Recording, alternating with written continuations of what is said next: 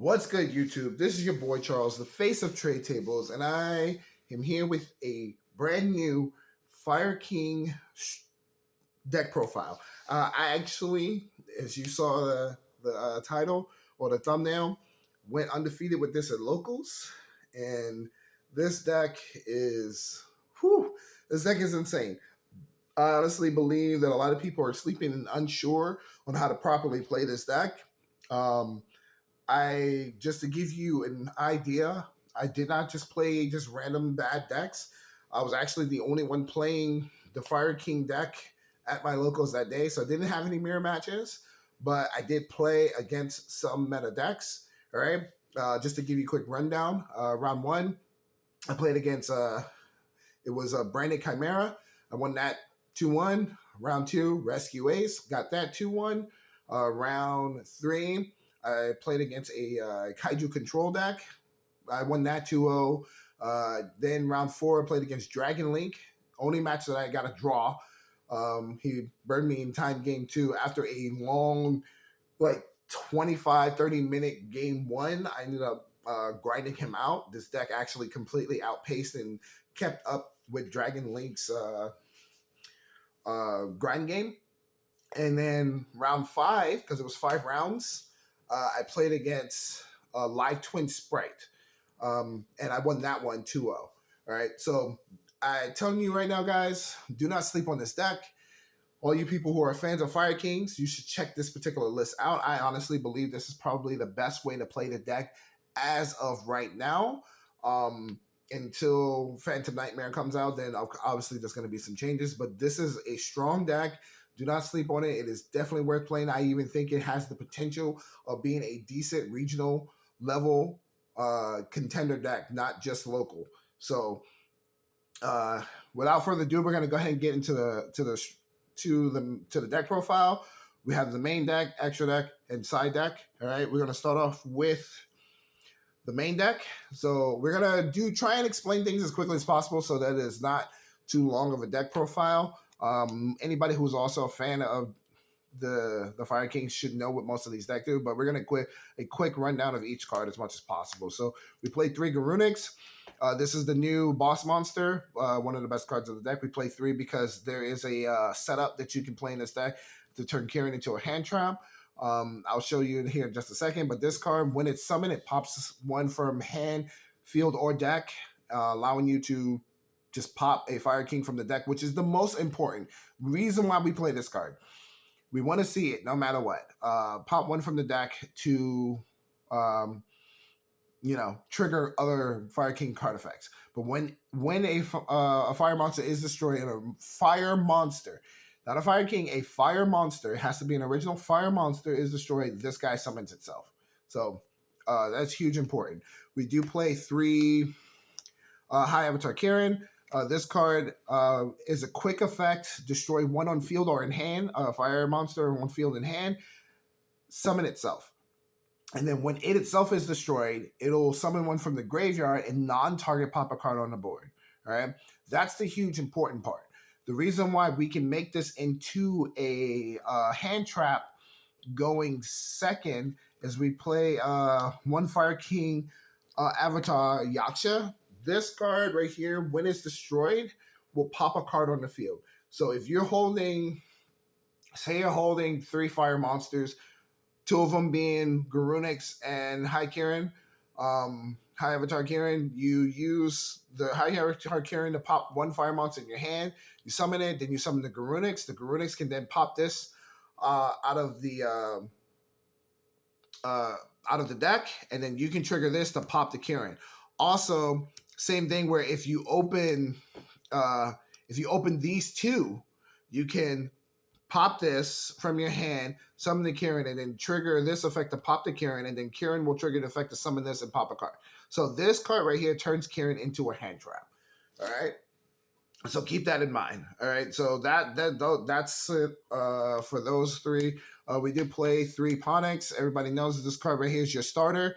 This is the most important card of the deck. We do play basically 6 other ways to get to this card. So we basically have 9 copies of this card. You'll see in a second. All right, but On summon, it searches a Fire King spell or trap. When it's popped, it will add itself back to hand on the next standby phase. And when you pop a fire monster, it can special summon itself from the hand. All right. We play 3 Fire King Avatar Arvada. Arvada is a monster in the game. It also is a pseudo Kirin that summons the monster, but its effects are negated. And it pops that monster at the end of the turn. It's actually a pretty decent backup choice. So say you already have like a Karen or 2 in the graveyard and you don't want to blow the ones out of your deck more, or you got 1 left in the deck, you don't want to waste it, you can send this instead, summon the Karen, and then at the end of the turn, the Karen will pop and summon either this to the board or something else and still get the pop at the end of the turn. It's really good against back row decks to do that as well. Okay, all right. We do play 1 Fire King Avatar Rangbali. Rangbali is okay. It's a spell trap negator. Like so, the opposite of Arvatea, or however you pronounce it. This is a monster negator. This is a spell trap negator, and it summons itself if a fire monster is popped from the hand. Summons itself from the hand. We do play 1 Baron. This card right here is your searcher. It's a part of the combo, standard combo, to pop this so that you get your Kirin on the next turn. It searches on the opponent's standby phase. Keep that in mind, guys. On the opponent, so you're not trying to pop it on your opponent's turn to get the search. You want to pop it on your turn to get the search on your opponent's standby phase. All right. So from here, now we play a Sinful Spoils Diabelistar engine. Here are the monsters. We do play the 1 Diabelistar, and then we play a Snake Eye engine, which is we play 1 Snake Eye Fangbird Dragon, 1 Snake Eye Ash, and 1 Snake Eye Birch. Birch is actually really good. It's a backup search for your Ash. If you open Wanted and the Ponix, then you can use this to search Birch, and Birch is a really good extender. On top of playing the Snake Eye engine as well as with the Sinful Spoil stuff, we do play a Dogmatica engine, 1 Maximus and 1 for release.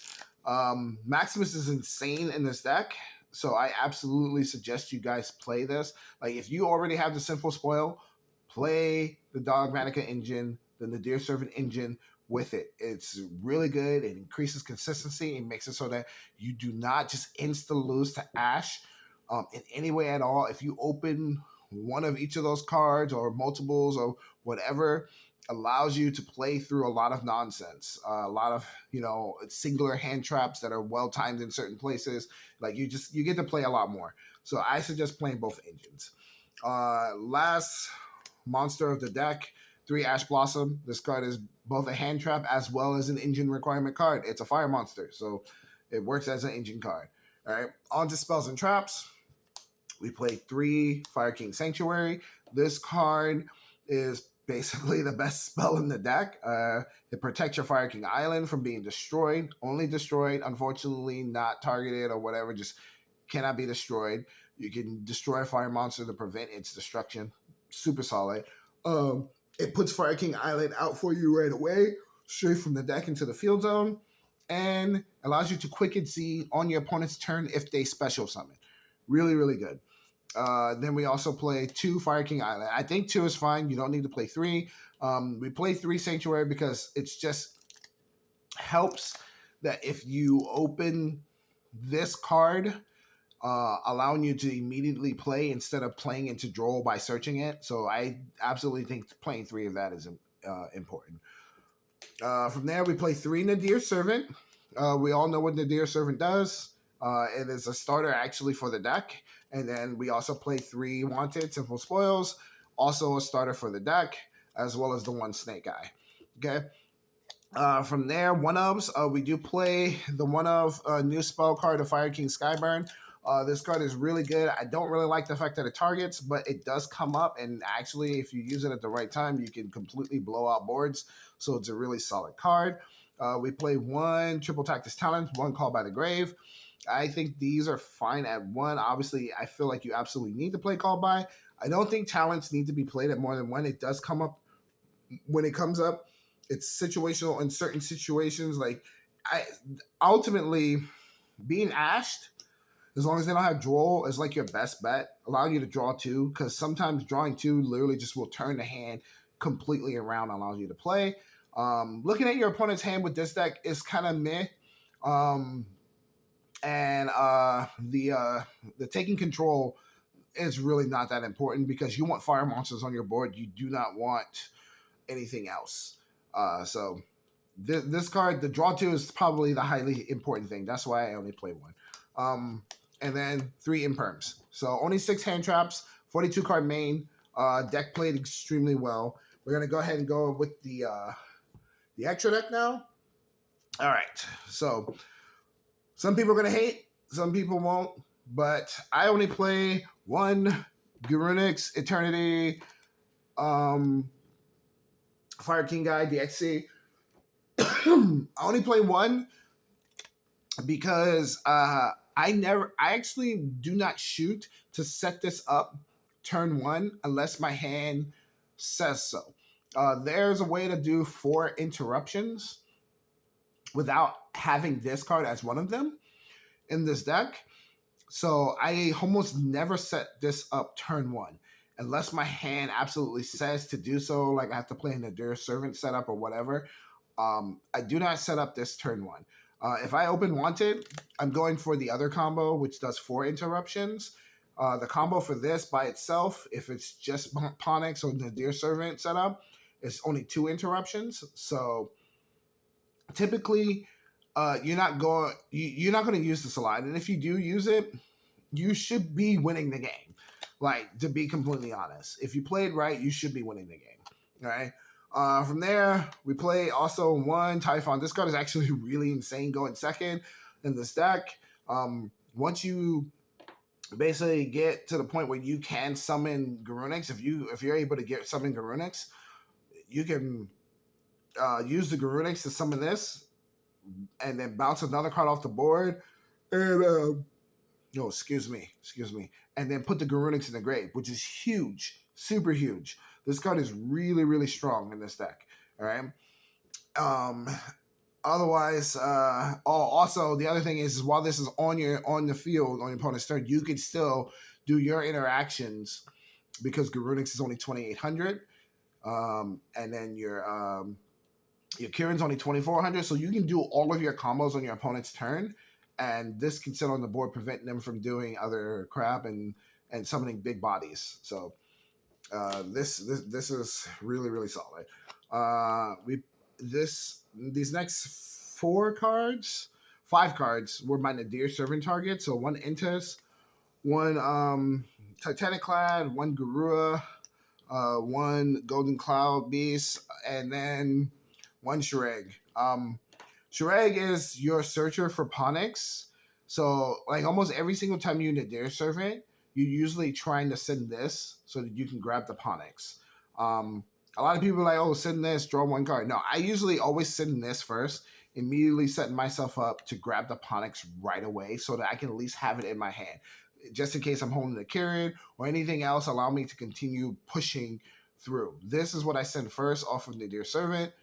Grab Ponyx. From there, going into the Maximus and sending whatever else.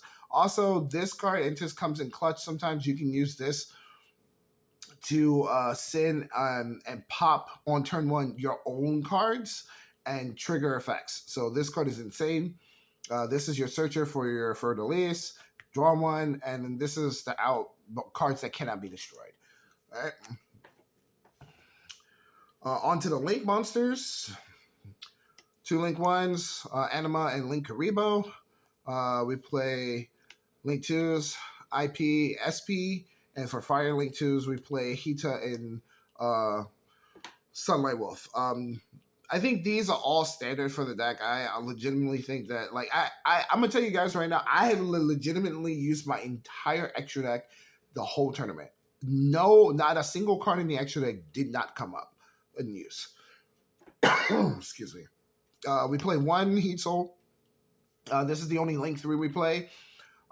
This helps you get back into the game. this also came up, and by far, to me, in my opinion, right now, the best monster in the extra deck is the Amber Well.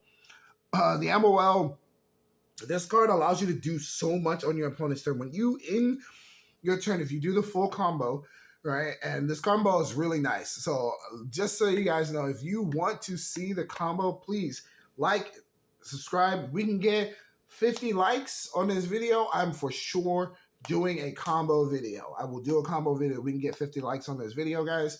I'll show you the combo. There's a combo that I came up with that also plays around Nibiru, so that you can actually still be able to interrupt your opponent on their turn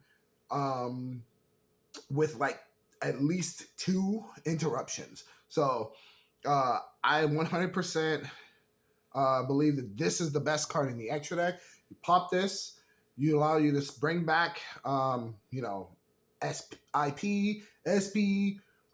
You can bring back Heat Soul, like anything that you've already had set up in the graveyard that you've already summoned. This card can bring it back. You can, because it's a fire, it'll help trigger Garunix. This card's insane, 100%. Best card in the extra deck, hands down. All right.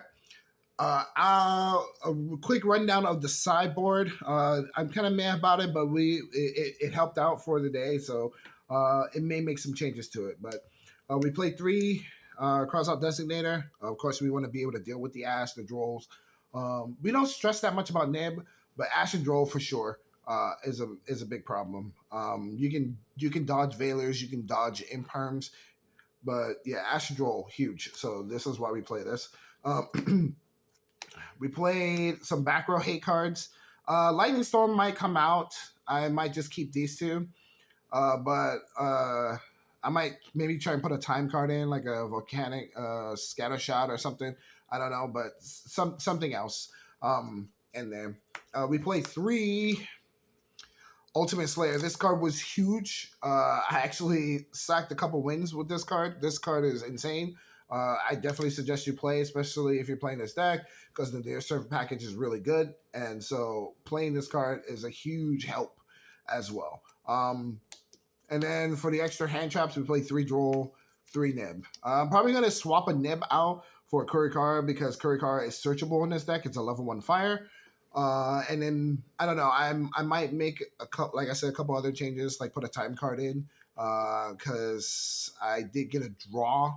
And if I had a time card, I could have comboed off and got the win instead of getting the draw. So,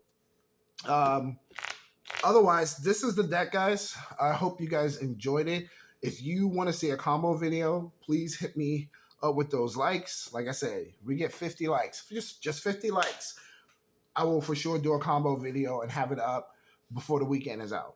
And I strongly believe this is the best way to play the deck. You guys should check the list out. Tell me what you think in the comment section. Try the list out for yourself. And this is Charles, the face of trade tables, signing out. Peace.